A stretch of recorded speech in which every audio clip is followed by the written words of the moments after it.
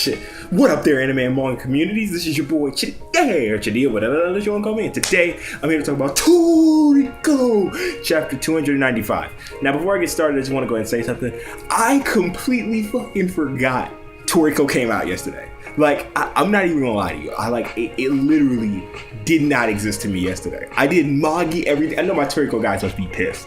But they're like, this freaking monkey ape here does everything else but ours? Unsubbed.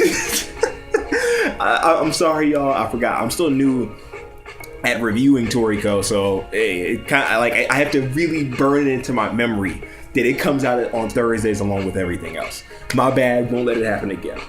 So now let's go ahead and get into this chapter of Toriko. Now, this week's chapter of Toriko. Oh, by the way, I think I fixed my phone.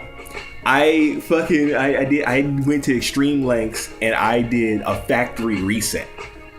I got rid of everything, so now maybe my phone won't cause, that stupid audio lag. So here's hoping. Let's give it a try. So this week's chapter of Toriko is basically a whole bunch of setup, where the chapter starts off with Toriko and the others getting ready to go to area number 7, and that's pretty much about it. It's just them preparing to go to area number 7, and oh yeah, the hype surrounding the next 8 king. Oh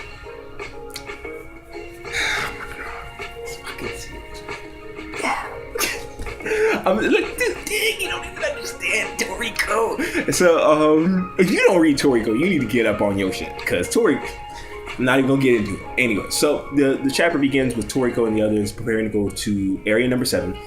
And they also are preparing to send the octo melon back to the human world with air and other foods from the gourmet world inside of it.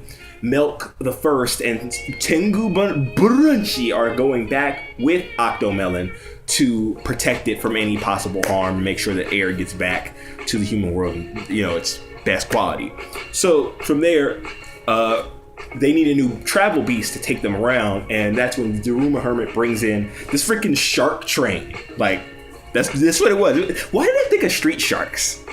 Like, I don't know why. This made me, like, I haven't thought of street sharks in years, but all of a sudden now I think of street sharks when I see this. Go figure. So this thing comes in, and it's trying to, bite a Toriko, and it has like this very violent predator nature. And the Daruma Hermit says, oh, don't worry about him. Like, cause Toriko's worried. He's like, dude, how can we bring this thing to the gourmet world with us with it being this murderous? And he's like, oh, the Daruma Hermit says, oh, don't worry about that. He'll have to calm down no matter what. It doesn't matter what he wants. And I'm like, wait, what? And he's like, I'm gonna tell you why. Because the area where you're going is home to ridiculously OP monkeys. And the king of them is, of course, one of the 8 kings. He is known as the scoundrel, or like, what was it, like the rambunctious something, like I forget. Basically, this thing is known for having a very violent temper, and in quote, this is the actual quote, being able to eclipse the Horse King in power. I'm done. I can't anymore.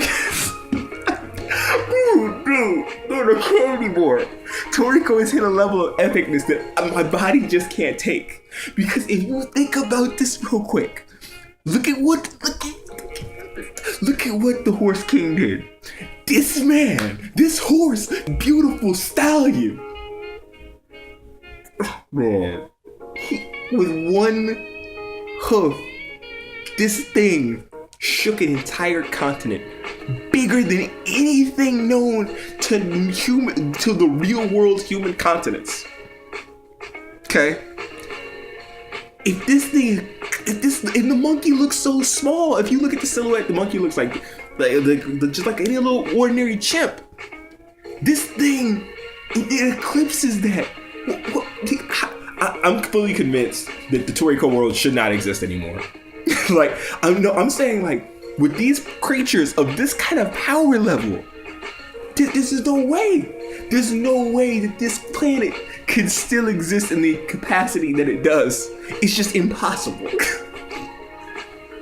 Yeah, dude, I love this series, man. So, and then it gets even more epic. And he's like, the Daruma Hermit says to Toriko, he's like, Toriko, you and your friends need to be prepared. Toriko's like, oh, we've already been ready. We've been ready. You know who needs to be prepared? Is that monkey. Because they're going to have to face him to get to pair. And they said who needs to be ready is him.